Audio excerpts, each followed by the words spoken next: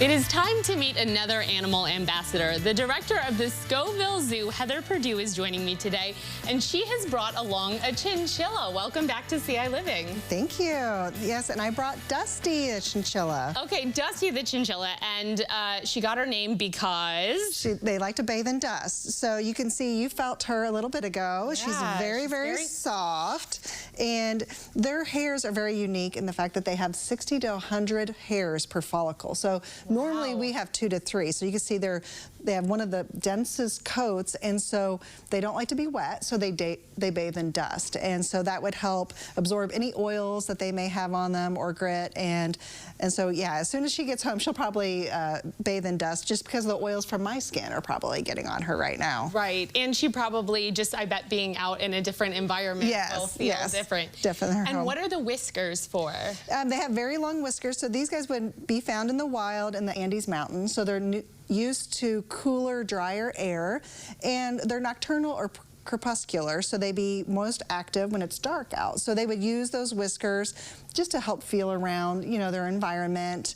They would be, like I said, in the mountains, so they're used to jumping on rocky outcroppings and going into crevices, and that's kind of where they would have their homes and their dens in there. And you can see her tail is kind of a bushy, kind of more of a wiry tail. Yeah, it's a different texture than the rest of her. Yeah, and she would use that for balance. So these guys, if a lot of people do have them as pets, I know you said you knew somebody who has them as a pet. Yes. And they do like, you know, cages or their environment where they can get up on ledges. So again, you know, mountainous area, she'd be hopping from rock to rock, and you can see she's balancing herself on my hand, and she would use that tail just to help balance as she's jumping around. And do they climb trees at all? Do they? No, not trees. It would just be kind of just hopping from one ledge to another. So they could get fairly high if they had that opportunity. But yeah, just kind of more like the coastal kind of rocky areas. And these guys are actually critically endangered in the wild. Okay. You do see them, you know, they're for pets, obviously for furs.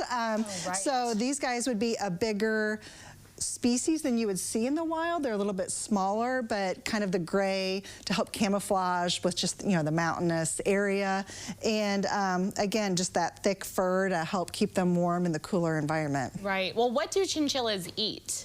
They would eat mainly, you know, they're vegetarian, so they would eat a lot of different grasses, plant matter, maybe it's a little bit of like tubers or bark and stuff. And their teeth are always growing, so they're in the rodent family. So like all mice, rats, beavers, all of them need to chew on things because their teeth are growing constantly. And so these guys would be doing the same. So they would need things to chew on. So again, if you're having one as a pet, multi-level cage with opportunities for them to chew would be needed. And then the chewing kind of files down their teeth so that they don't so they don't get overgrown, yes. And what about reproduction? They usually have 1 to 6 babies at a time, but usually 2 is kind of the most common. And they are really cute because they're completely furred. So you think of other rodents like our mice and stuff that are kind of naked, you know, and they're hairless when they're born. These guys look like little mini chinchillas. They're really cute. That is so cute. What a beautiful animal, and she's so docile and just chill. And she is 8 years old, and they can live up to be about 20 years old. Oh, wow. So they're a pretty long-lived rodent. Wow, that's amazing. And then there are some events coming up at the zoo as well, right? Yeah, we're still closed for the season, but we have anyone who's interested in becoming an adult volunteer at the zoo. Okay. We have a couple of meet and greets next week, and you can meet Lizzie, our education coordinator. We have one on the 22nd from 9 to 10, and then another time on the 24th from 2 to 3 p.m. If you just want to, you know, meet Lizzie, kind of ask questions about the program, you know, find out what opportunities that we have, you could come to that. And then we do ask our adult volunteers to go through our classes, and those will start February 5th, and that's every Wednesday morning through the beginning of April when we start opening. And it's just a way for the adult volunteers, maybe somebody who's interested in running our carousel. You know, they love talking with people, but it's still great for them to learn about the different animals and their habitats because they do get asked questions all the time. And I have to say, from personal experience, I had started volunteering at an aquarium a long time ago for those classes. Yes. Because I find that that is a really good way, like you said, to learn about everything that is available and everything. Yes. So yeah, that's wonderful. Yeah.